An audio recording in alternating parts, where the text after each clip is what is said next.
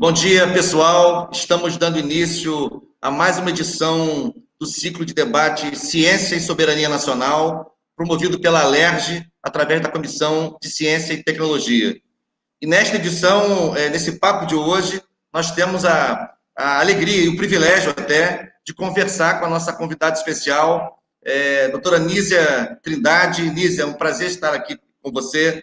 É você que preside a Fiocruz e, portanto, dirige a mais importante instituição de ciência e tecnologia em saúde da América Latina. Bom dia, Nízia. É um prazer conversar com você aqui.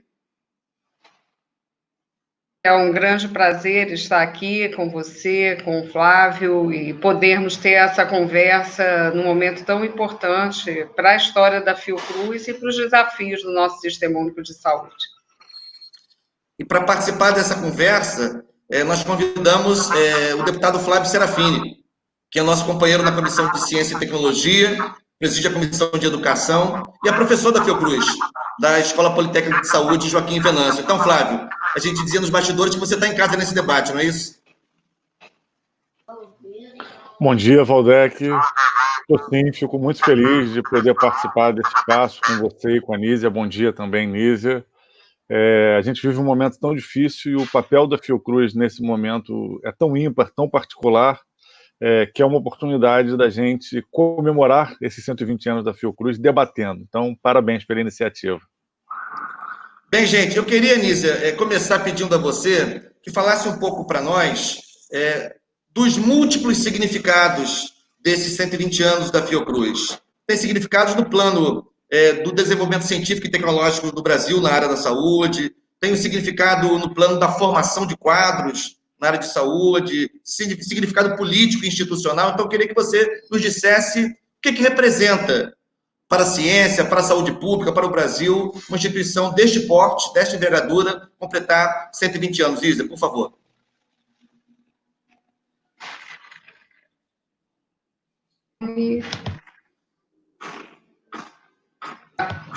Desculpa. Pronto.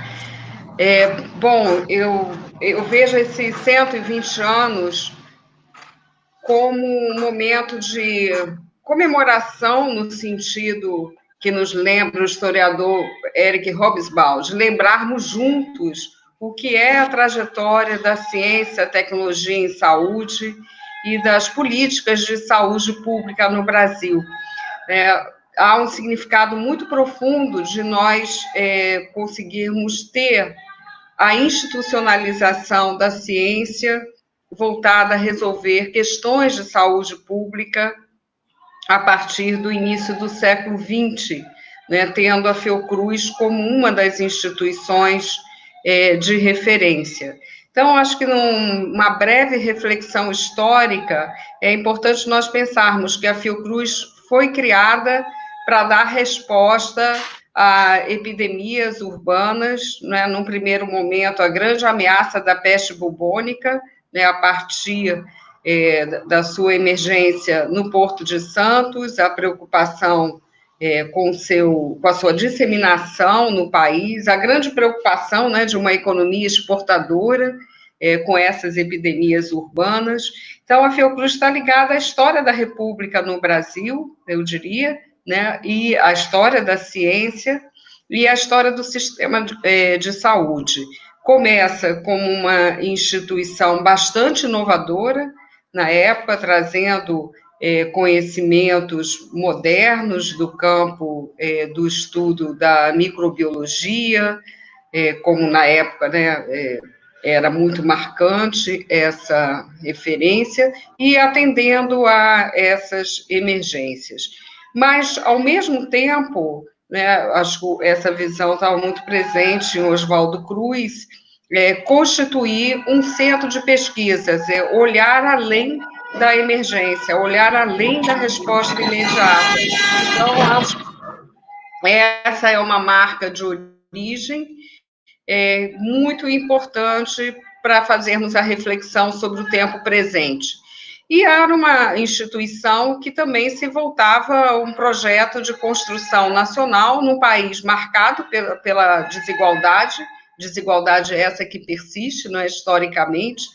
Se nós pensarmos no início do século, era um país com cerca de 80% da população analfabeta, não é, sem uma base industrial, pensando no nosso tema aqui de soberania. Então, a Fiocruz sempre esteve na relação com essas importantes dimensões de afirmação de um projeto de país, né? E acho que a partir de 1988, de uma maneira muito clara, integrando com outras instituições e movimentos sociais, o movimento pela reforma sanitária, pela criação do Sistema Único de Saúde. Então, ao lado da pesquisa científica, a participação na construção do sistema de saúde, do SUS, a partir da Constituição de 1988, é nossa marca. E, nesse momento, né, nós tínhamos pensado em muitas atividades para fazer com a sociedade esta reflexão, e com a situação da pandemia, claro que isso teve que ser alterado radicalmente, e estamos usando esse momento como momento de diálogo com a sociedade, de afirmação programática também de muitas ações importantíssimas neste contexto de resposta à Covid-19, indo além, né, usando também esse momento como um ponto de reflexão, né, para a afirmação de questões como, né, a ciência, tecnologia e inovação voltado a salvar vidas, e também, numa perspectiva muito cara a esse ciclo de debates, é o tema da soberania nacional, né? E eu acho que, nesse momento de pandemia, colocar como todos os países se mostraram vulneráveis, mas um país desigual como o Brasil, né, um país com essa marca também da dependência, isso se mostra de uma forma muito aguda. E é o momento para nós também de estarmos aprofundando a discussão e propondo ações no campo do complexo econômico industrial da saúde, a partir da ideia do desenvolvimento de pesquisas e de produtos que cheguem à população, né? Quer dizer, a nossa ideia é uma ciência voltada para a questão do acesso no Sistema Único de Saúde. Eu colocaria uma outra referência importante para pensarmos esses 120 anos, que é a referência da participação da Fiocruz nos vários estados, né, nos vários Brasis, como a gente fala, essas diferenças regionais, essas diferenças que aparecem de forma tão marcante também na relação com a pandemia hoje, e a Fiocruz está presente em todas as regiões brasileiras. Então, a nossa sede em Manguinhos, o nosso castelo como símbolo de ciência, mas essa presença no território, o que nos leva a estar conversando com as secretarias de Estado, de municípios, de uma maneira muito próxima, com o Conselho Nacional de Secretários de Saúde, secretários municipais de saúde. É muito importante nós pensarmos o nacional não a partir de um único centro, né, mas a partir desse contato mais próximo e mais direto com todo o território. E, junto com isso, também uma participação ativa da sociedade civil, de movimentos sociais, né, entender a Fiocruz como uma instituição que, ao longo do tempo, participou da construção da própria história social do nosso país, né, a partir da saúde, olhar para os vários desafios de nosso país. Eu vejo essa trajetória dessa forma, um desafio muito grande, e também sempre gosto de demarcar que foi o aprendizado da Fiocruz de trabalhar em rede com várias instituições. No dia 25 de maio, tivemos um evento muito importante de celebração dos 120 anos, mas num contexto muito difícil, sem festa, né? Um contexto que exige de nós muita humildade, muito cuidado com a população, né? Eu aproveito também para colocar aqui meus sentimentos profundos de pesar por esse quadro que vive nossa sociedade, né, chegando a essa marca, né, de número de mortes e de casos de Covid-19, E, naquele momento, se discutia muito a ideia da Fiocruz como um patrimônio da sociedade brasileira.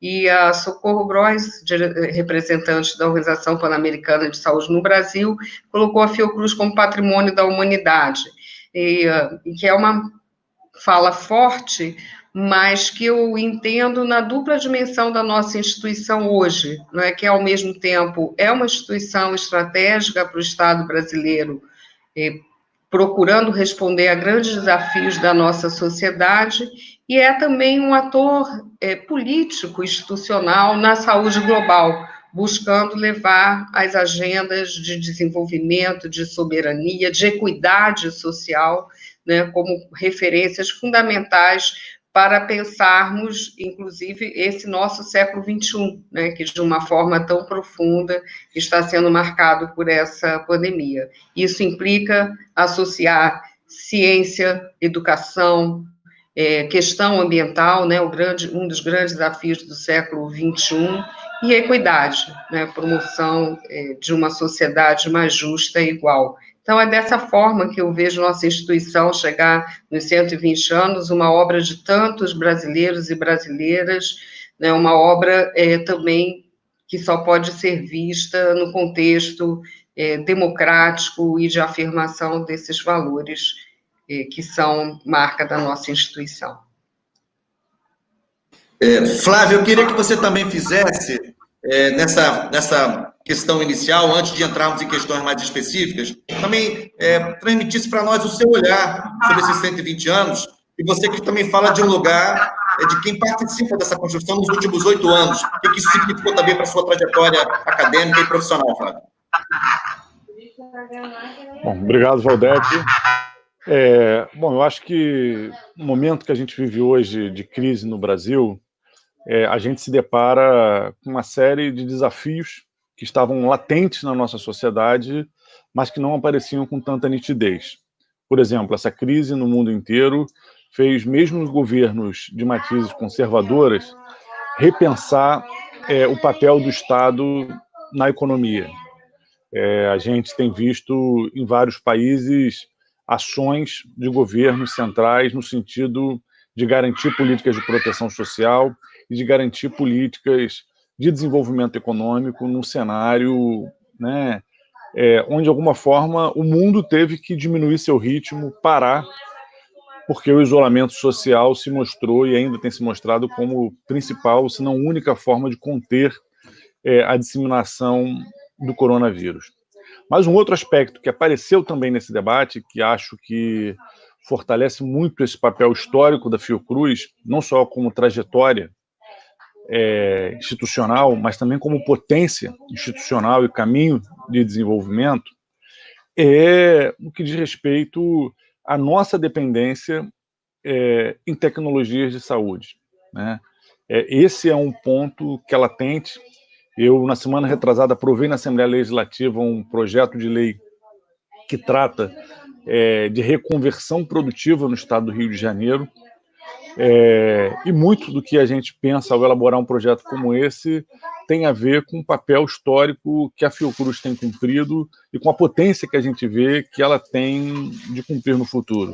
Acho que a Nízia resumiu aqui para a gente um pouco essa trajetória de 120 anos da Fiocruz, que perpassou, né, por políticas de atenção à saúde, por pesquisa, desenvolvimento de tecnologias. A partir de um determinado momento, a Fiocruz se transforma no principal centro de formação em saúde do Brasil, com várias pós-graduações em diferentes áreas, com várias linhas de pesquisa. Esse ano, além da Fiocruz completar 120 anos, o nosso glorioso Poli, né, ao qual eu sou vinculado, a Escola Politécnica de Saúde Joaquim Venâncio, completa 35 anos. Essa também foi uma dimensão importante da Fiocruz, que não só vinha de formar pesquisadores nas diferentes áreas da saúde, com pós-graduação, mestrados, doutorados, como também um polo de referência de força de trabalho para atuar no Sistema Único de Saúde. Sem dúvida nenhuma, nesse sentido, a atuação da Fiocruz é muito completa sobre esses vários aspectos, né, que vai da atenção à pesquisa, à formação em todos os níveis, né, de cursos de qualificação a cursos médio-técnicos, a pós-graduações, mestrado, doutorado nas diferentes áreas. E tem um papel que eu acho que é fundamental da Fiocruz, que, por exemplo, a diferencia da grande maioria das universidades, que é de também sintetizar tudo isso como um polo produtivo. Ou seja, a Fiocruz ela faz pesquisa e ela consegue transformar boa parte dessas pesquisas em produção de tecnologia, em produção de insumos. Por exemplo, o papel da Fiocruz na produção de vacinas, agora durante essa crise da pandemia, na produção de testes. Acho que isso é um exemplo de como é possível, através de uma instituição pública, a gente ter um papel indutor de um determinado modelo de desenvolvimento. A gente, quando pensa um sistema único de saúde, a gente pensa um modelo de sociedade que tem como uma das suas diretrizes a garantia de uma equidade mínima nas condições de vida da população. Você garantir que todos e todas que vivem numa sociedade têm direito a um sistema universal de saúde, ou seja, vão estar de portas abertas, se sofrerem um acidente, vão ter atenção, independente de terem dinheiro ou não para pagar, né? Vamos ter um planejamento de saúde pensando não só a relação cura-doença, mas também pensando os determinantes sociais em saúde, pensando como que a questão ambiental, como que a questão social interferem na saúde. Isso tudo é fundamental e a Fiocruz tem contribuído muito para isso. Mas eu quero destacar de tudo isso o debate sobre a necessidade da gente pensar um complexo econômico e industrial de saúde. Quando a gente vivencia essa crise, a gente vê que o mundo inteiro começa a correr atrás de testes, de respiradores, de pesquisa para dar conta desse tratamento. E a Fiocruz, de alguma forma, para o Brasil, ela significa uma reserva técnica, científica, que nos garante que vamos conseguir dar respostas em algum nível, com alguma velocidade para essas questões que estão colocadas. E acho que isso tem que ser, nesse momento que a gente enfrenta de dificuldade, por exemplo, quando eu apresentei lá o nosso projeto de lei que a gente aprovou, e uma das linhas que a gente previa era a possibilidade do governo do Estado fazer parceria com instituições públicas, buscando o desenvolvimento de novos ramos industriais, de conversão, de estímulo a novas linhas. Em algum momento, na tramitação do projeto, retiraram essa parte que falava da parceria com as instituições públicas. Aí, antes de votar, eu falei, olha, por favor, vamos colocar, porque isso aqui é um aspecto central.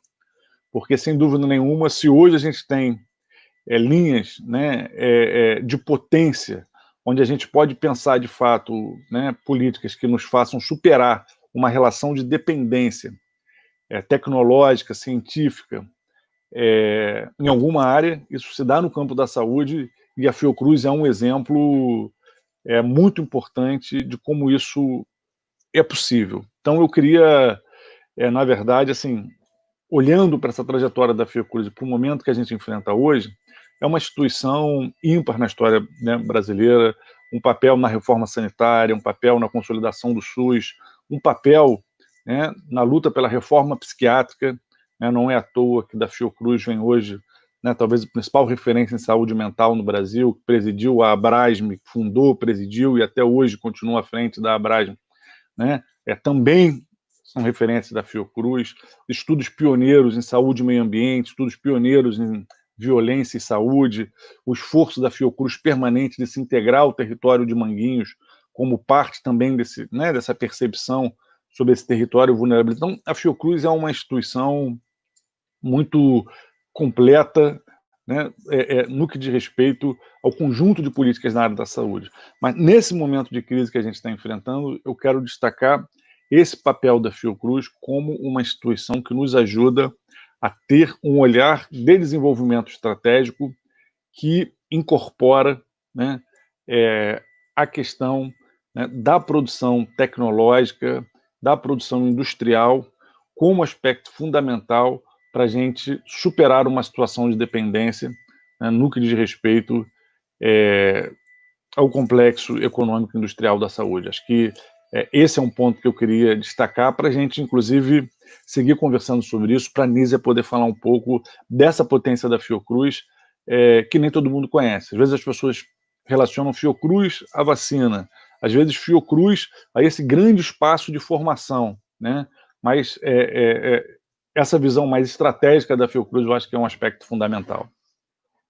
Obrigado, Flávio. Nós vamos voltar a esse ponto daqui a pouco. Mas eu queria pedir a Nízia agora que falasse em linhas gerais, se é que é possível falar sobre isso em linhas gerais, mas sobre as múltiplas formas pelas quais a Fiocruz vem atuando no enfrentamento à Covid-19. São muitas ações. Queria que você resumisse para nós quais são as principais feixes de atividades, enfim, nas quais a Fiocruz se destaca, vem se destacando no enfrentamento à Covid-19. Nízia.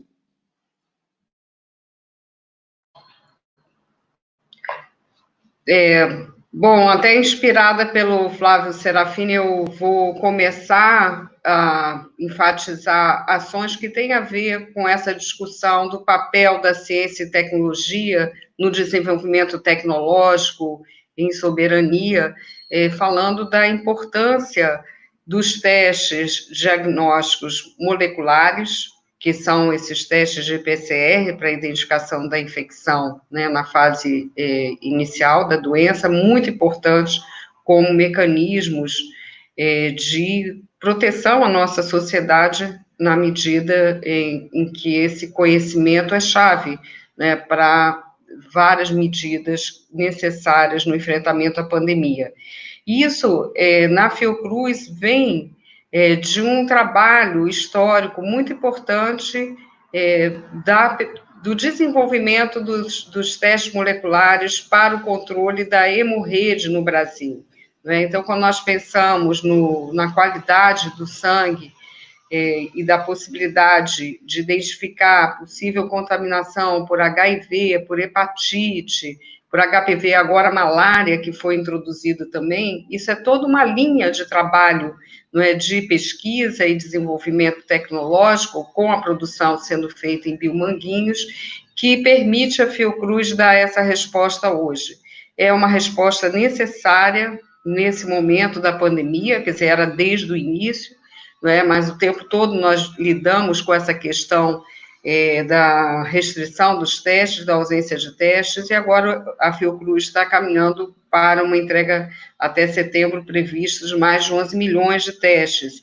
Então, isso é possível porque nós temos o desenvolvimento tecnológico, nós temos unidades de produção, no caso Biomanguinhos, que produz vacinas, né, como já foi comentado aqui, e também esses testes. E também uma associação no estado do Paraná, né, com o Laboratório Público de lá, Tecpar, e através do Instituto de Biologia Molecular do Paraná, também ampliando essa produção. Então, acho que essa área é uma área fundamental no combate à pandemia. Mas temos procurado, sobretudo, Valdec e Flávio, ter uma visão integrada, né, que eu acho como o SUS exige de nós. Então, não olharmos a produção desvinculada das políticas de vigilância, do conhecimento necessário sobre a pandemia. E, para isso, um elemento central nessa pandemia são os sistemas de informação e integração de dados. Não é? Então, toda hora, acho que o público vê Infodengue, né, os dados sobre síndrome respiratória aguda, hospitalização, isso tudo é trabalho feito na Fiocruz, em parceria com outras instituições, mas com importantes programas de geração de dados, de análise de dados, de integração de dados. E eu acho que isso é um aspecto muito importante que fica um pouco invisível, né, nessa discussão sobre a pandemia, né, a importância estratégica da informação. E para reunir esses diferentes programas, nós constituímos um observatório Covid-19, onde todos podem ter acesso, através do portal da Fiocruz, desse conjunto de iniciativas. Então, falei de desenvolvimento tecnológico, informação, no campo da vigilância, o papel fundamental dos laboratórios de referência. Então, a Fiocruz, ela foi pioneira no trabalho de diagnóstico do SARS-CoV-2, da Covid-19 no Brasil, porque há 40 anos nós temos um laboratório dedicado a vírus respiratório e sarampo no nosso Instituto Oswaldo Cruz, que é nosso instituto de pesquisa básica, com muitos laboratórios de referência. Então, isso foi fundamental para o desenvolvimento do teste e para processar as amostras, né? Ao mesmo tempo, nesse esforço de pensar de uma maneira integrada e nacional, nós estamos desenvolvendo centrais para uma análise automatizada dos testes, não é? Um dos problemas que todos viram foi a questão da fila dos exames não processados. Então, também estamos trabalhando nessa frente. Então, eu diria, diagnóstico, informação, integração e análise de dados, né, inclusive com georreferenciamento de dados da situação da Covid, que é muito importante, né? Nós estamos discutindo hoje a questão da interiorização, não é, da pandemia no nosso país. Então, a partir desses programas dedicados à questão dos dados, nós temos dado também essa contribuição.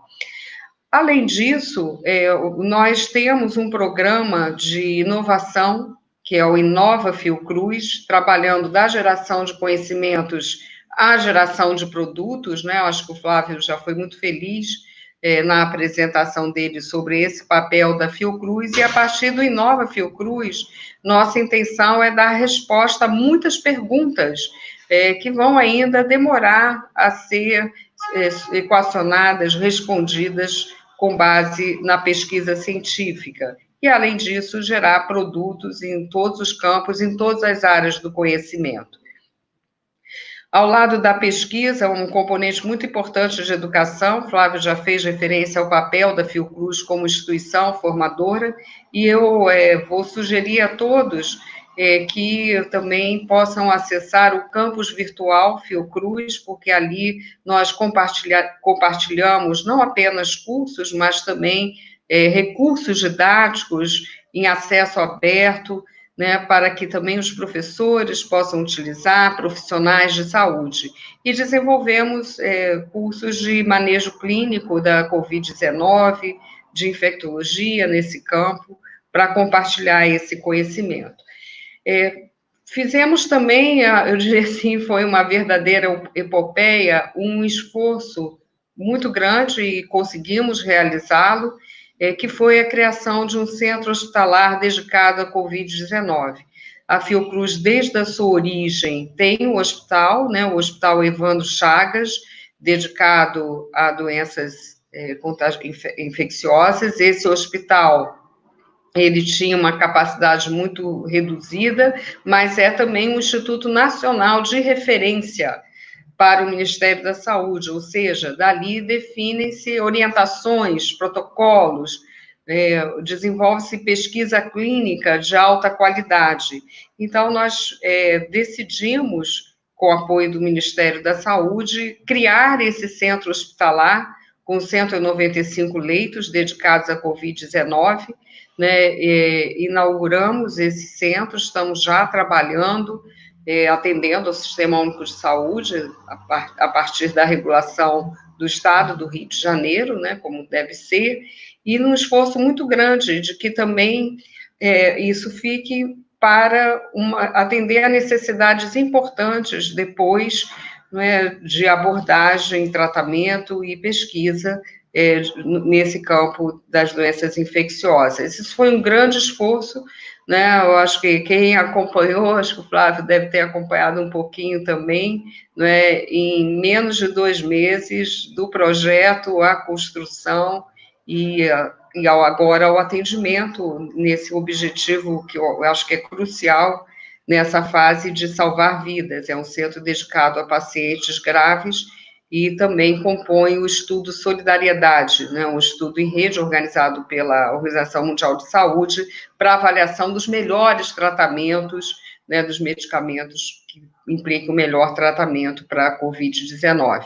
Então, é um complexo, né? A Fiocruz é uma instituição, eu diria que representa a própria complexidade da saúde, que não pode ser abordada por uma única área de conhecimento e que requer essa visão integrada, não é? Que vá da pesquisa à vigilância, a uma visão integrada da atenção à saúde e ao desenvolvimento tecnológico, né? Sem esquecer a área de controle de qualidade em saúde, o Instituto Nacional de Controle de Qualidade em Saúde fica na Fiocruz.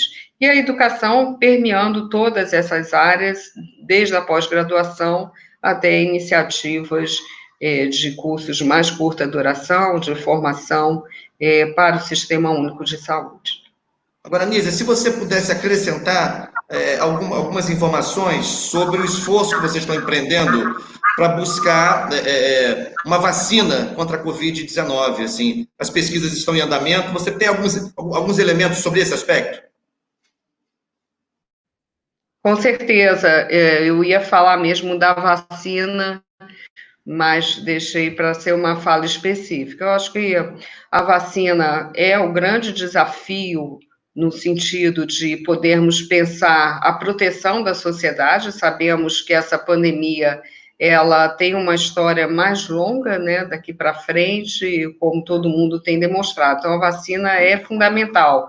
Nós temos um grupo de pesquisa na Fiocruz de Minas Gerais dedicado à produção de uma vacina, mas estamos abordando a vacina também levando em conta a urgência, né, de se chegar a uma vacina eficaz e segura. Então, nessa perspectiva, nós estamos discutindo com o Departamento de Ciência e Tecnologia do Ministério da Saúde e a Secretaria de Vigilância e Saúde um painel de vacinas promissoras, candidatas, vendo aquelas que estão em estágio mais avançado, construindo uma matriz sobre isso, para que se possa tomar uma decisão no prazo mais curto possível de qual caminho ou quais caminhos o Brasil deve seguir nessa área, e levando em conta a necessidade de ter uma vacina no prazo mais curto possível, sua eficácia e segurança, algumas vacinas estão bem avançadas né, nessas variáveis, e também como que o Brasil faria do ponto de vista da produção, e aí, sem dúvida nenhuma, Biomanguinhos e a Fiocruz, portanto, teriam um papel fundamental na produção dessa vacina. Então, nós estamos, nesse momento, na construção desses caminhos, né, possíveis, avaliando com o Ministério da Saúde todas as propostas que existem, avaliando quais as vacinas podem ser produzidas no país. Uma questão muito importante nesse sentido é o investimento nessa área de desenvolvimento tecnológico em vacinas, que tem uma história mais longa, mas eu diria assim também nos últimos anos, com plantas mais modernas em Biomanguinhos, e também com algo que não vai ser agora para essa pandemia, mas que é fundamental, que é o Brasil, de fato, avançar na autossuficiência na produção de vacinas e biofármacos, né, medicamentos aí de futuro, a partir de um novo complexo de biotecnologia em Santa Cruz.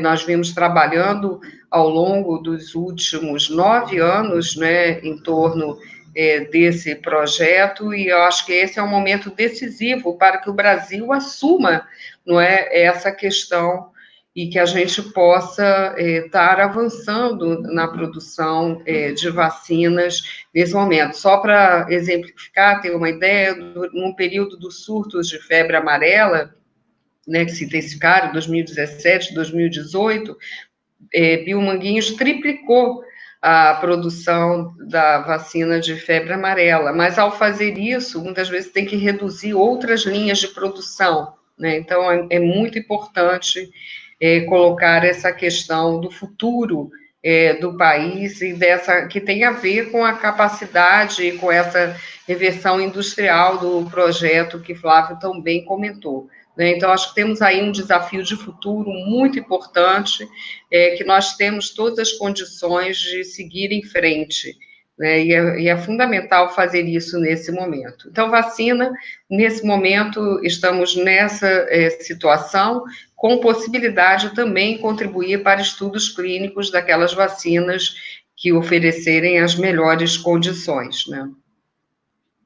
Obrigado, Nízia. Flávio, é inevitável, eu não vou tocar nessa questão não, senão a gente vai fazer um outro programa, mas é inevitável comparar a construção desse centro hospitalar pela Fiocruz em tempo recorde e essa situação escabrosa de construção que nunca termina dos hospitais de campanha pelo Estado do Rio de Janeiro. Impossível não comparar. Mas eu queria perguntar para você, não sobre isso, porque, como eu disse, senão a gente vai pegar uma outra linha aqui. Você mencionou com justeza que ao longo desses 120 anos é preciso destacar também os 35 anos da Escola Politécnica de Saúde Joaquim Venâncio. Então, eu queria que você falasse um pouco mais sobre qual é o papel desta unidade da Fiocruz, que hoje tem até curso de mestrado. Portanto, nesses 35 anos, qual tem sido a contribuição dessa escola politécnica no contexto das ações multissetoriais, enfim, empreendidas pela Fiocruz? Você fala de um lugar institucional que você conhece, que é a sua unidade de origem na Fiocruz. Bom, Waldeck, eu acho que dentro, né, desse pensar e desenvolver as políticas de saúde, a gente tem uma gama enorme de questões que estão colocadas. Dentre elas, a formação profissional, né? Acho que o principal ponto, né, de importância da Escola Politécnica de Saúde Joaquim Venâncio é a sua contribuição na formação profissional para trabalhadores do Sistema Único de Saúde. A gente não pode pensar nunca uma política pública, especialmente uma política pública na área da saúde, se a gente não pensa uma série de elementos que vão desde o modelo assistencial, as tecnologias necessárias, aos insumos necessários e a formação de uma força de trabalho. Isso é muito importante porque quando a gente tem a construção, né, de novos paradigmas no campo da saúde, baseados, né, na prevenção,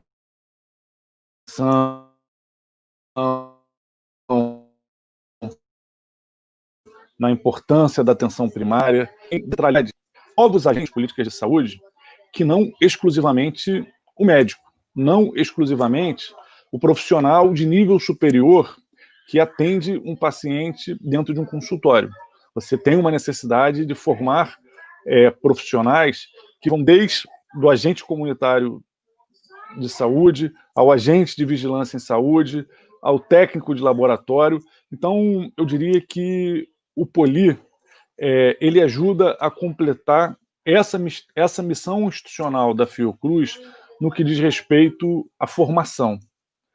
Né, através do Poli, a Fiocruz passa a ser, por exemplo, né, uma referência em formação de forma mais permanente, em maior escala, contribuidora da UPAS, também no que diz respeito à formação profissional, né, de profissionais da saúde que atuam, né, na ponta, vinculado ao SUS, não necessariamente esses profissionais, digamos assim, historicamente mais reconhecidos pela detenção do saber científico, como médicos e, né, profissionais de outras áreas de nível superior. Acho que esse é um aspecto fundamental. A Escola Politécnica ajuda a Fiocruz a colocar mais em prática essa necessidade de se pensar o Sistema Único de Saúde com a perspectiva da necessidade de se desenvolver um processo de trabalho, uma formação profissional para um processo de trabalho que está vinculado a esse sistema, né? O que a gente vive com a reforma sanitária e com a implantação do SUS é muito mais do que uma mudança numa forma de atendimento. A gente tem a construção de um novo modelo assistencial, de novos paradigmas em saúde, e a Escola Politécnica ajuda a Fiocruz a levar, né, a formação profissional desse novo paradigma num conjunto maior de trabalhadores e trabalhadoras do Sistema Único de Saúde. Então, a Escola Politécnica tem, por exemplo, parcerias no Brasil inteiro com governos estaduais, com prefeituras, fazendo formação profissional de diversos profissionais de diferentes níveis. Mas eu cito em especial o papel, por exemplo, vinculado à atuação dos agentes comunitários de saúde, porque eles são muito importantes para consolidar uma visão que a saúde ela não se resume à questão da presença ou da ausência da doença. Ela está muito vinculada a condições sociais, a condições ambientais, e uma atenção à saúde que esteja realmente pensando o desenvolvimento em todos os níveis, né, da atenção primária, da atenção básica, à alta complexidade, ela tem que ter esse profissional da saúde capaz de ter presença nos territórios, de perceber como essas diferentes situações estão vinculadas às questões da saúde, e acho que a Escola Politécnica, nesse sentido, nesses 35 anos de existência, ela ajuda a Fiocruz ser ainda mais presente também nesse aspecto que da formação profissional do trabalhador do SUS, entendendo aí o trabalhador do SUS de uma forma mais ampla, né, que pega, né, desde o profissional, que muitas vezes não tem sequer o nível médio, embora a contribuição da Fiocruz seja, inclusive, para que esse processo de formação seja o mais combinado possível, né, para que você tenha até a pós-graduação. Acho que a Escola Politécnica, nesses 35 anos, ao se consolidar, ela ajuda a consolidar também no Fiocruz esse aspecto que naturalmente já estava presente, né, na Fiocruz, mas ao ter uma unidade específica voltada para esse ponto de referência, fortalece ainda mais a Fiocruz dentro dessa instituição que consegue, de forma tão integral, atuar no campo da saúde, né? A Nízia está aqui trazendo para a gente agora, a Fiocruz está em teste, está em monitoramento, está em atenção, né? Desenvolveu um hospital em 2 meses, no momento onde aqui no Rio de Janeiro, você falou, colapsou porque o governo do estado não conseguiu entregar os hospitais que estavam planejados, a Fiocruz conseguiu, né, fazer essa entrega que foi tão importante. Obrigado, Flávio. Nízia, eu queria voltar um pouco agora para essa questão tão relevante que é a constituição de uma base produtiva a partir das contribuições da ciência e da tecnologia em saúde. A Fiocruz tem um papel decisivo. Recentemente, um jornal de grande circulação que ele detalhou vários aspectos sobre esse tema. E eu penso o seguinte, Nízia, se tem uma questão que a pandemia está explicitando, né? Por um lado, ela explicita, ela escancara os processos de desigualdade que já estavam postos antes da sua eclosão. Mas ela também explicita, Nízia e Flávio, que é fundamental o papel do Estado, né? Mesmo num ambiente em que no mundo, né, ganham força as agendas ultraliberais, mas a pandemia também está revelando isso. E nós, no Brasil, há pouco mais de 30 anos, começamos a instituir um sistema único de saúde que do ponto de vista mundial, talvez o maior sistema, do ponto de vista do alcance universal que ele pretende ter. E a Fiocruz, como já se disse aqui, teve um papel muito importante, foi o movimento da reforma sanitária, que ajudou a consolidar os conceitos que estruturam o SUS. Entretanto, o que a gente não viu acontecer ao longo desses 30 anos foi, de alguma forma, a adoção de mecanismos de sustentabilidade a esse sistema único de saúde. Quer dizer, nós continuamos, e a pandemia revelou isso também, e como já trouxemos aqui para esse debate, revelamos, assim, uma situação de grande dependência tecnológica, não só para a produção de artefatos mais complexos, mas eu me refiro também à produção de luvas, de máscaras, enfim. Então, o que faltou nesses 30 anos, na sua opinião? Faltou uma indução mais clara do Estado brasileiro, do ponto de vista de uma construção, de um projeto de desenvolvimento econômico que passasse por aí? O que falta para que a gente, tirando as lições que a pandemia nos ensina, dar um salto noutra direção, Nízia?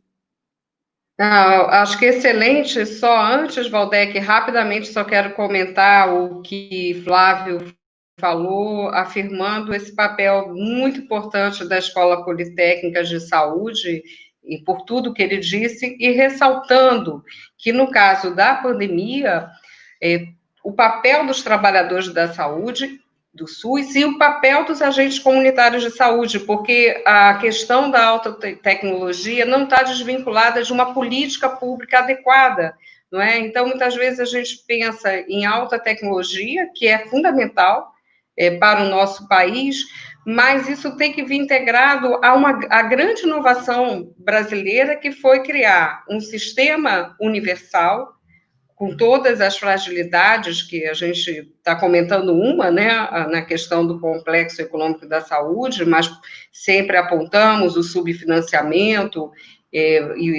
principalmente, né, nessa questão da possibilidade efetiva, né, do SUS atuar como grande sistema que ele é. Mas ele é a grande inovação, e é a inovação exatamente ao juntar a questão da atenção e pensar essa atenção de uma forma integrada, né, pensar a integralidade dessa atenção, e aí, o que eu mencionei, o papel dos agentes comunitários de saúde, se nós pensarmos as estratégias de vigilância, eles serão fundamentais, e também a ciência, tecnologia e inovação, né, em 2003 se criou uma Secretaria de Saúde no Ministério para apoiar esse tipo de política, com estudos científicos, né, a vigilância que eu já mencionei. Então, o SUS acho que é a maior inovação, porque às vezes nós pensamos a inovação do ponto de vista de produtos, né, muito específicos, que são fundamentais, mas não existe inovação sem políticas de inovação.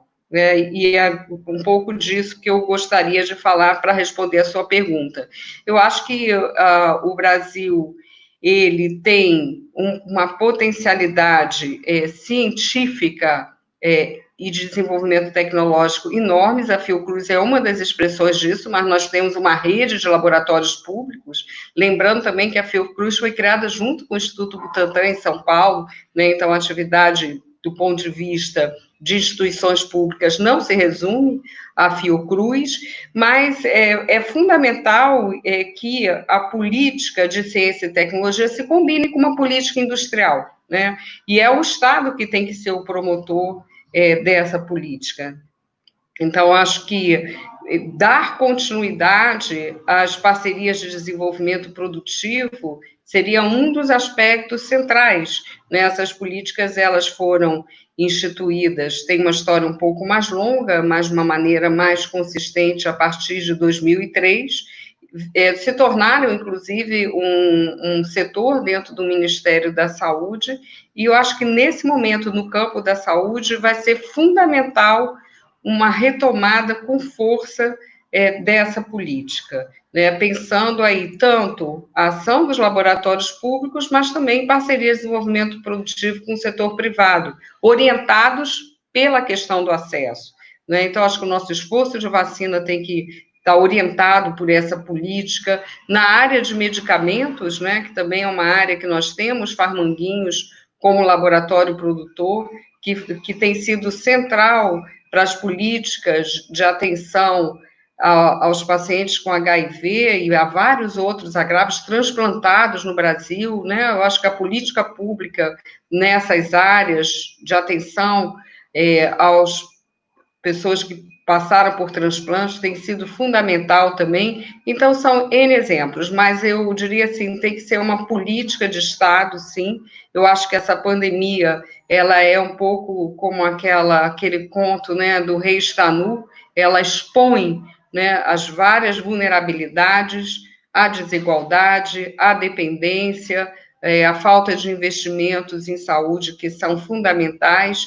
Então, eu acho que é o momento de reforço mesmo a essa política, de afirmação disso, por tudo que, infelizmente, nós aprendemos numa situação mais dramática como é essa vivida durante uma crise sanitária e humanitária como a pandemia nos coloca.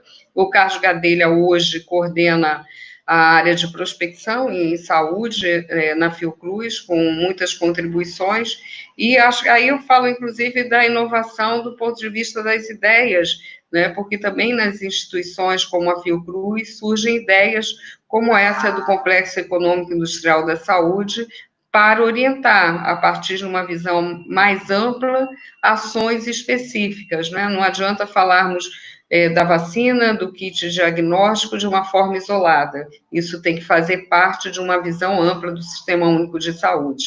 Garantir desenvolvimento tecnológico para garantir o acesso à população desses benefícios do desenvolvimento. Obrigado, Nízia. Flávio, você, agora há pouco, fazendo menção ao importante papel dos agentes comunitários de saúde e também a sua formação dentro do escopo de cursos e de programa de formação que a Escola Politécnica tem, fez menção ao papel importante desses profissionais em função de sua presença nos territórios concretos, onde estão as pessoas, onde estão as famílias, enfim. Então, e nós sabemos que cada vez mais tem sido revelado, os estudos mostram isso, as estatísticas revelam isso, que cada vez mais se percebe que as mortes e o número de pessoas infectadas alcançam pessoas de áreas populares, né, situadas em territórios periféricos, em território de favela. Eu pergunto a você, como que uma instituição com o perfil da Fiocruz, né, com as características da Fiocruz, pode diretamente contribuir para enfrentar desigualdades sociais postas, em especial no campo da atenção em saúde? Ela já está encravada numa área popular. Como que ela pode, de maneira concreta, fazer esse enfrentamento que a pandemia nos revela? Que aqueles que já estavam desassistidos, aqueles que já estavam desprotegidos, cada vez mais são presas fáceis da Covid-19. Olha, Valdec, eu acho que desde o início dessa pandemia, uma das linhas de ação que a Fiocruz destacou foi o que tem sido chamado de vigilância ativa. É muito importante que haja uma orientação de todo o sistema que chegue até esses profissionais que estão nos territórios do tipo de ação que se pode ter para evitar a proliferação do contágio e para garantir que na possibilidade do desenvolvimento dos sintomas, na possibilidade do desenvolvimento das diferentes situações, haja um tratamento adequado ainda fora da esfera hospitalar. Porque essa pandemia ela tem uma rapidez muito grande no seu contágio e que se a gente não consegue ir controlando, né, os focos onde ela se manifesta, ela se acelera. E no caso da realidade social brasileira, né, dos territórios que a gente está falando, das áreas de favela, das áreas de comunidade, das áreas pobres, a gente tem uma realidade onde às vezes a gente tem uma casa de 2 cômodos onde moram 8 pessoas. Como é que você pensa isolamento social numa realidade dessa? Uma pessoa se infecta, uma família inteira praticamente está contaminada. Então é importante você ter uma ação profissional, e aí a vigilância ativa é muito importante, que seja capaz de orientar e lidar com essas situações na prática. E aí, é claro, é importante também uma retaguarda para que você tenha um conjunto de ações que permitam lidar com essas situações. Aí quando a gente pensa, por exemplo, essa estrutura que a Fiocruz foi capaz de montar, fortalecendo o sistema de regulação de leitos no estado do Rio de Janeiro, isso se conecta desde a ação desse agente comunitário de saúde, desse agente de vigilância em saúde que estão nos territórios praticando essa vigilância ativa, até um conjunto de políticas para garantir atenção à saúde nesse quadro da pandemia. Então, inclusive, a gente, por exemplo, viu que a Assembleia Legislativa conseguiu ajudar os diferentes municípios financeiramente para que eles tivessem capacidade de tomar algumas medidas. Eu o tempo inteiro conversei com o presidente André Siciliano, conversei com o secretário de Estado de Saúde, da importância desse auxílio financeiro ser combinado também com uma orientação. E a orientação principal qual era? É ter essa formação desse profissional que está na ponta, que está no território, que está em contato com a população no desenvolvimento dessa vigilância ativa. Pois foram 100 milhões de reais que a Assembleia destinou para os municípios fluminenses e nem sempre prevalecendo, digamos, essa orientação por parte dos municípios em relação à formação dos seus profissionais. Agora, Nízia, eu queria que você nos ajudasse agora a abordar um outro aspecto importante da Fiocruz, do seu trabalho, que agora há pouco no debate, não sei quem de nós falou, que de uma maneira superficial, de modo geral no senso comum, quando se faz referência à saúde, logo se pensa no binômio cura e doença, doença e cura. Entretanto, assim, as relações que o campo da saúde mantém com várias outras áreas da vida social são muito importantes para o processo de constituição, digamos, de uma sociedade saudável, eu diria. E, nesse sentido, tem uma unidade da Fiocruz que há muito tempo pesquisa e forma quadros na área de saúde pública, de saúde coletiva, eu que me refiro ao papel da Escola Nacional de Saúde Pública, da ENSP, que ampliou, nos ajudou muito a entender a polissemia desse conceito de saúde e as suas múltiplas interfaces com as várias áreas da vida social. Queria que você falasse um pouco do trabalho da ENSP e dessa trajetória de formação de mestres, de doutores, de produção de pesquisas, que nos ajuda a compreender uma perspectiva mais complexa do conceito de saúde.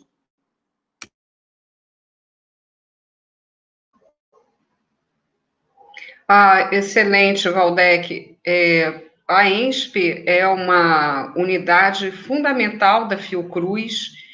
É interessante porque a história da escola vem de 1954 como uma escola de atuação junto ao Ministério da Saúde. O Brasil, só na década de 50, criou um ministério dedicado especificamente à saúde, né? Antes era educação e saúde juntos, e isso tem a ver com toda uma história de não pensar, né, desde a República Velha, a Primeira República, esse papel tão importante de coordenação nacional das áreas de saúde e educação.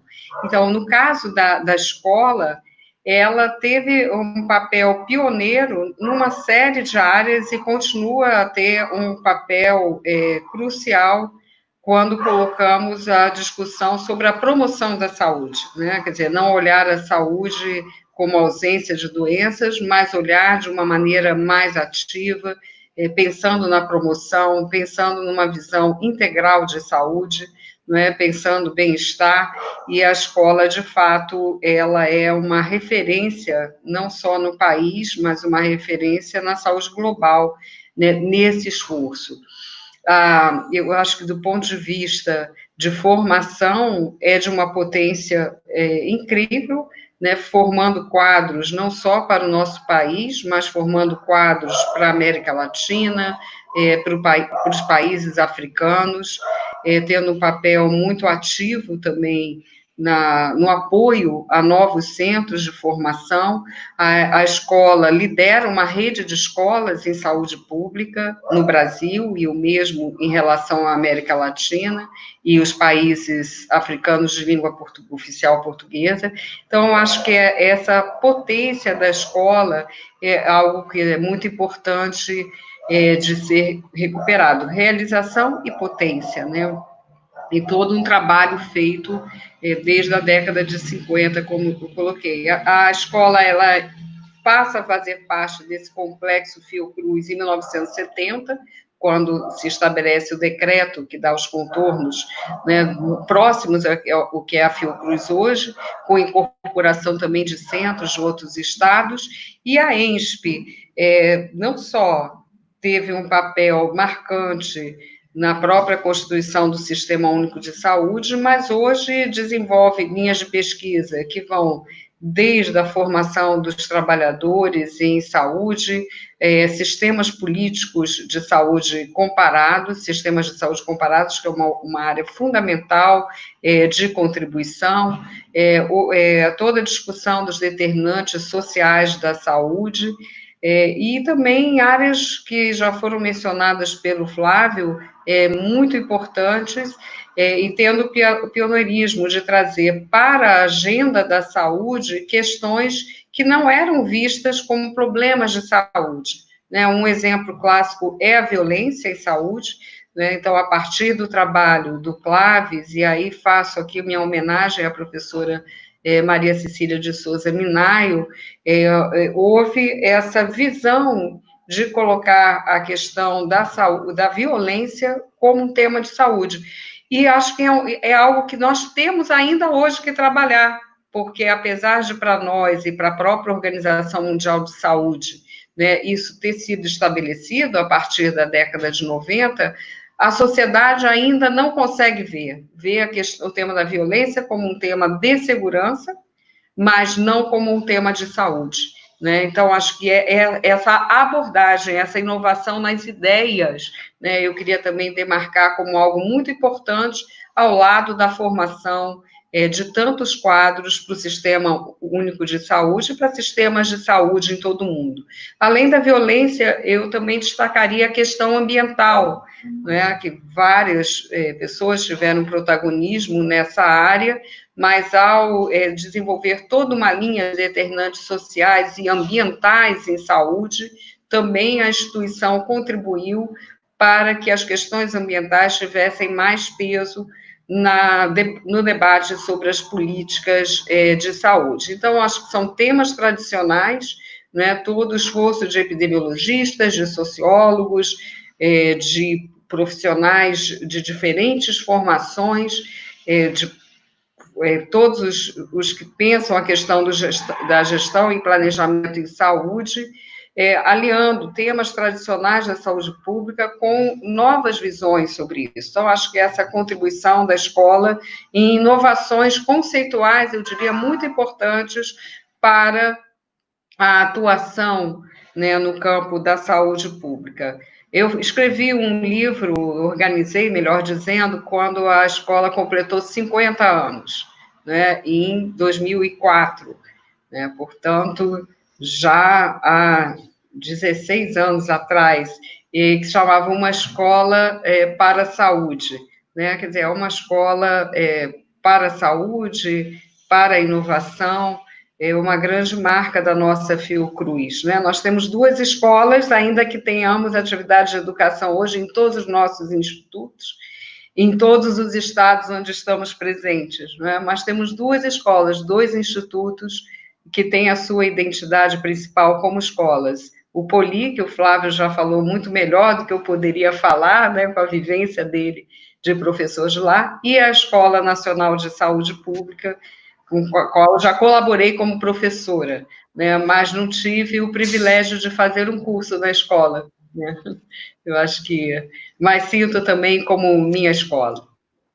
Obrigado, Nízia, e pela lembrança da professora Maria Cecília de Souza Minaio, um professor do programa de pós-graduação em educação da UF, e como você sabe, muitos pesquisadores que também caminharam na interface educação e saúde tiveram nos trabalhos de Maria Cecília Minaio uma referência muito importante, foi uma bela lembrança da nossa querida companheira. Flávio, eu queria puxar também você para um outro aspecto, para a gente não deixar sob silêncio aqui esse aspecto importante, que além de tudo isso, a Fiocruz tem um trabalho também, digamos, no campo da divulgação científica, né? O Museu da Vida é um braço importante também dessa história que a gente está aqui compartilhando com quem nos assiste, com quem nos acompanha. A preocupação com a divulgação do conhecimento científico produzido, a preocupação com a educação científica dos estudantes da educação básica. Eu queria que você falasse um pouco sobre a importância desse braço também, que a gente não pode esquecer nessa conversa hoje sobre os 120 anos da Fiocruz.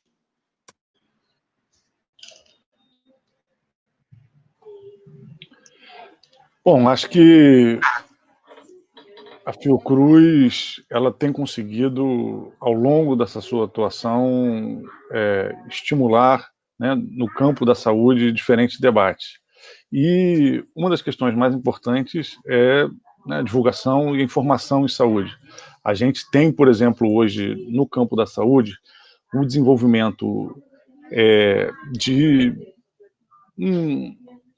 uma conceituação de mecanismos de divulgação, de mecanismos de informação, que em outras áreas, inclusive, a gente não tem conseguido. E, nesse sentido, o papel de referência da Fiocruz se estende sobre vários aspectos, né? E aí eu acompanhei, né, as parcerias da Fiocruz, por exemplo, com a Organização Pan-Americana de Saúde, o papel em conjunto com a OMS e o papel de buscar uma formação que fosse em diferentes níveis, né? Então, eu diria que um dos projetos que mais me chamaram a atenção quando eu estava na Fiocruz, né, eu trabalhava na Escola Politécnica de Saúde Joaquim Venâncio, que tem esse papel mais voltado para formação profissional. E uma das dimensões dessa formação profissional é também à educação básica, especialmente a formação profissional de nível médio.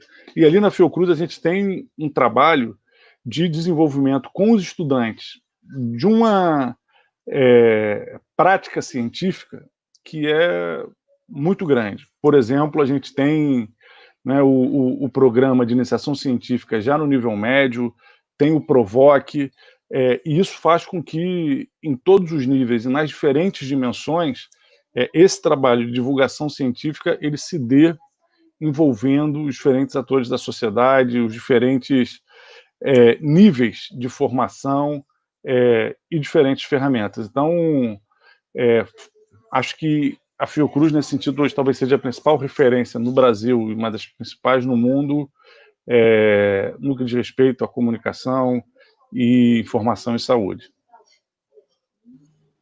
Nízia, eu queria voltar a conversa com você novamente, porque dirigindo uma instituição tão reputada, tão referenciada, nacional e internacionalmente, a Fiocruz acaba sendo, né, enfim, a justo título, uma referência na definição de certos parâmetros, né? Por exemplo, em relação a esse momento, quando a gente tem percebido, não apenas do estado do Rio de Janeiro, pelo Brasil afora, muitos governos estaduais ou locais anunciando medidas de afrouxamento ou de flexibilização do isolamento social, né? Assim, nós sabemos, né, que na falta de uma vacina, de uma terapêutica medicamentosa assegurada cientificamente, a melhor forma de conter a curva de contágio segue sendo a adoção e o cumprimento das medidas de isolamento social. Na cidade do Rio de Janeiro, por exemplo, onde a Fiocruz está sediada, o prefeito já anunciou, e começa hoje, né, a primeira fase de flexibilização. Né? Do meu ponto de vista, eu que não falo, nesse caso, de um lugar de especialista, minha área é a política educacional, assim, mas eu me sou estranho, tendo em vista a quantidade de casos, a quantidade de óbitos que se acumulam e seguem crescendo no Rio de Janeiro. Eu queria ouvir de você o seguinte: que parâmetros os gestores devem observar como fundamento dessas decisões de flexibilização do isolamento social? O que deve ser levado em conta para que o gestor tenha segurança de que não está colocando a sua população em risco com essas decisões? A coisa é que existem parâmetros que têm sido consensuados por fóruns da Organização Mundial de Saúde, aplicados com algumas diferenças entre os países, e nós temos uma comunidade de especialistas muito forte no Brasil, dedicada a isso. Na Fiocruz, como eu falei, esse é um tema constante do nosso observatório dedicado à Covid-19. Então, o risco ele vai continuar a existir à medida que a população não tem uma imunidade para esse vírus por um período que nós nem podemos determinar com exatidão.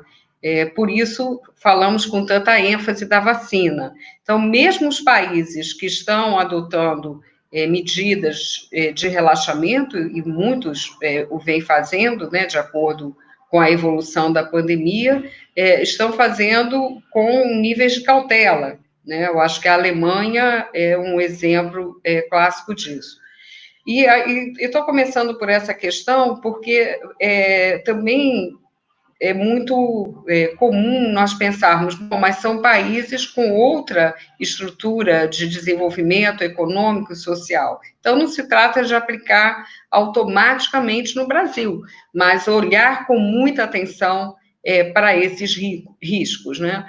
Há também, e no nosso Conselho Superior da Fiocruz, nós tivemos um debate muito intenso sobre isso e bons exemplos não de países como um todo, mas muitas vezes de municipalidades na Índia, onde tem sido adotado um processo, uma política de vigilância bem conduzida. Então, acho que olhar essas experiências é muito importante.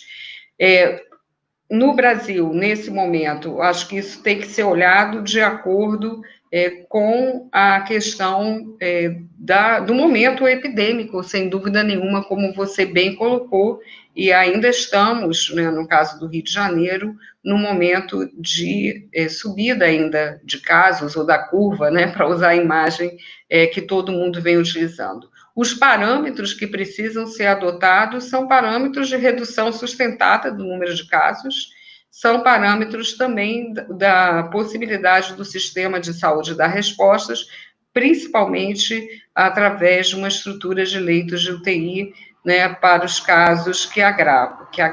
Então, e junto com isso, não é, eu acho que é muito importante isso mesmo quando se consegue, né, essa redução sustentada. Então, quando vai ocorrendo um relaxamento sustentado desse isolamento social, isso não é um processo que vai de 8 a 80, de modo algum, né? E aí, tudo isso que nós conversamos sobre testes, sobre testagem, né, sobre atuação da estratégia da saúde da família, dos agentes comunitários, fazendo uma vigilância mais ativa, né, como o Flávio bem mencionou, isso é fundamental nesse momento. Então, eu vejo com muita preocupação a redução de medidas de isolamento, vejo com muita preocupação a situação de áreas vulneráveis, né, Flávio comentou favelas, a gente tem tido uma atuação muito grande a partir de redes entre academia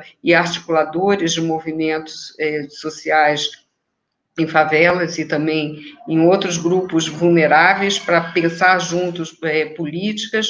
Uma preocupação muito grande também com a região norte do país, onde o efeito tem sido devastador da pandemia, já atingindo áreas indígenas, mas voltando ao Rio de Janeiro, né, que é o nosso foco principal, né, nesse nosso debate, eu creio que não é possível pensar essas medidas sem um forte sistema de vigilância ativa que vai precisar ser instituído.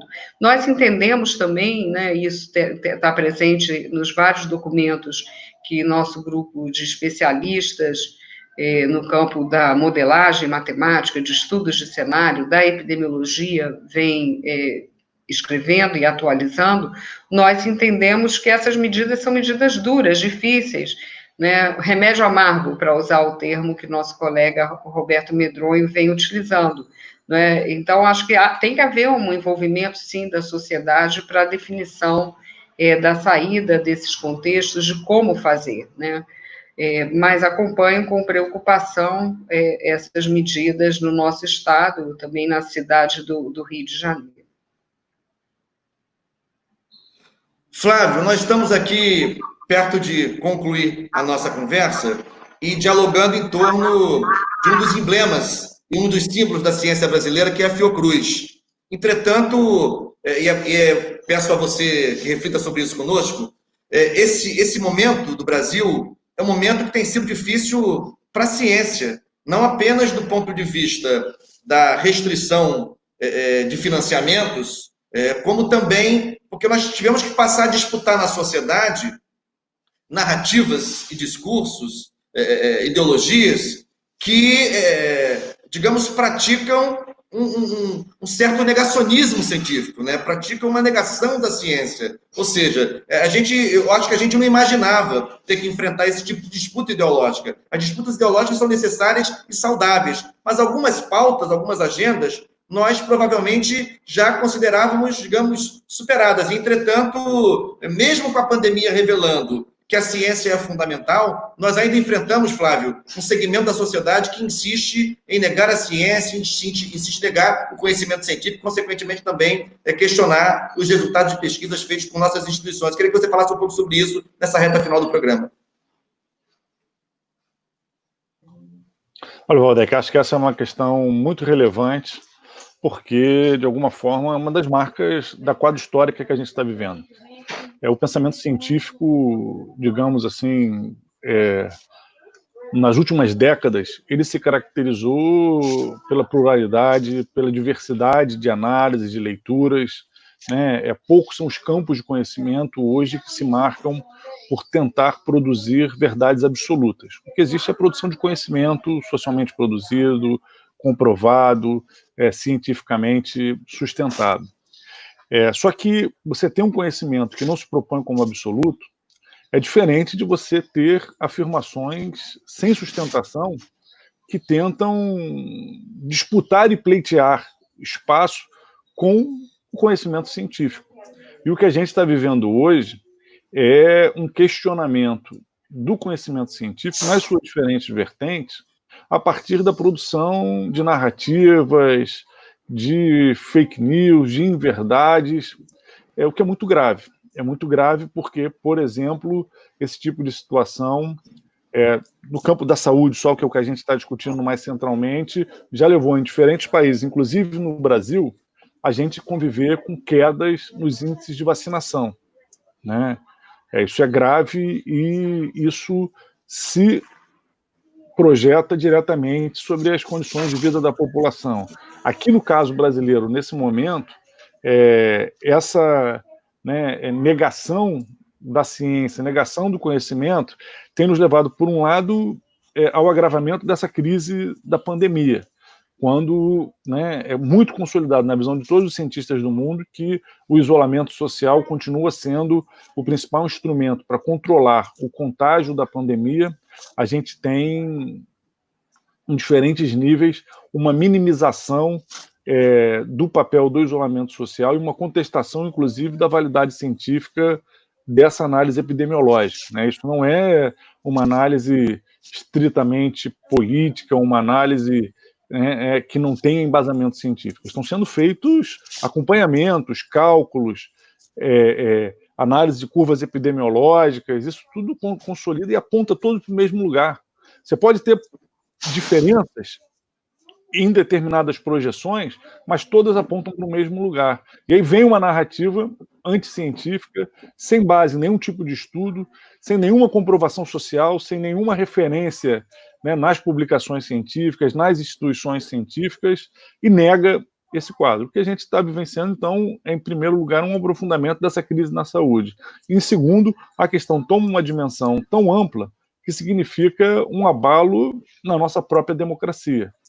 A gente vive, nesse momento, a produção de narrativas de caráter conspiratório, de caráter paranoico, de caráter anti-institucional, com ataque a instituições como a própria Fiocruz, mas com outra dimensão também ao Supremo Tribunal Federal, ao Congresso Nacional, sem sequer um embasamento crítico. Eu acho que as redes sociais elas cumprem um papel muito importante do ponto de vista da democratização da comunicação. Todos e todas passamos a ser potencialmente produtores de conteúdo para a comunicação. Isso significa, de alguma forma, a relativização do papel dos mediadores. Só que justamente nessa conjuntura, onde a gente consegue, do ponto de vista da comunicação, dar passos importantes para que todas e todos possam ser produtores de informação, a gente passa a conviver de forma mais crônica com o crescimento de vozes anticientíficas que, a partir desses espaços de divulgação de ideias, passam a produzir o conhecimento produzido cientificamente, passam a atacar, inclusive do ponto de vista do conhecimento científico, não só do campo da saúde, mas também das ciências humanas, das leituras históricas, das leituras sociológicas, e nos colocam num aspecto que eu acho que, sem dúvida nenhuma, hoje, se a humanidade vive uma crise humanitária, uma crise sanitária, ela vive também uma crise civilizatória, um modelo que tem sido incapaz de dar resposta aos seus problemas estruturais, no caso do Brasil, essa desigualdade crônica, modelo no mundo inteiro incapaz de conviver com o meio ambiente, e eu não tenho dúvida de que hoje parte dessa crise civilizatória também está permeada por esses movimentos anticientíficos que, numa dimensão mais ampla, se transformam, inclusive, num movimento também anticonhecimento, anti-verdade histórica. É muito grave. Eu destaco, nesse sentido, me solidarizo com a Fiocruz, com a Anísia pelo papel de serenidade que tem cumprido nesse momento. Acho que a Fiocruz tem feito seu trabalho científico, não tem pautado nem se deixado pautar por nenhum governo em nenhum nível, faz o seu trabalho, ele serve de referência para os diferentes governantes, né, para os diferentes gestores de políticas públicas, mas a Fiocruz, nesse sentido, ela não se deixa, né,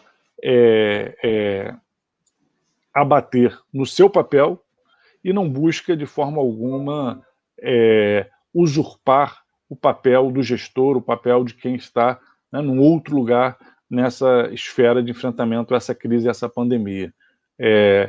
Quando que a gente imaginou que fôssemos ter hoje correntes políticas com força na sociedade brasileira, ocupando papéis de centralidade, onde um dos seus veios de sustentação seria, né, uma crítica ao pensamento científico? Realmente é uma marca desse momento, desse mal-estar civilizatório que a gente está vivenciando nessa quadra histórica do Brasil, mas eu diria que da humanidade. Infelizmente, isso não está acontecendo só aqui no nosso país, embora aqui, neste momento, esteja com uma força, né, assustadora, inclusive do ponto de vista da corrosão, né, das nossas instituições democráticas. Obrigado, Flávio. Bom, Nízia e Flávio, nós já estamos terminando. Eu queria passar para vocês agora para uma mensagem final. Muito obrigado por vocês terem participado aqui conosco no nosso ciclo de debate de Ciência e Soberania Nacional. E a você, Nízia, um agradecimento especial pelo trabalho desse coletivo institucional que você dirige, né, que é um patrimônio da saúde pública, um patrimônio da ciência, é um patrimônio do povo brasileiro. Viva a Fiocruz, parabéns, Nízia, para as suas considerações finais. Obrigada, Valdec. Muito bom estar aqui com você, com o Flávio.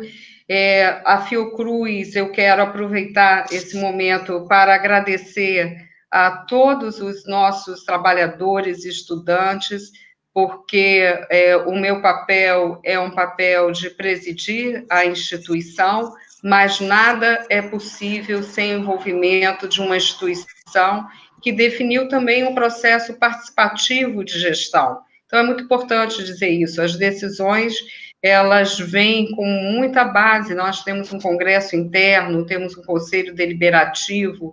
Isso tudo permite que eu possa falar no nós, sem ser um jogo de retórica, sem ser um jogo de palavras, né? Então, eu me sinto, né, de uma maneira muito forte com essa representação.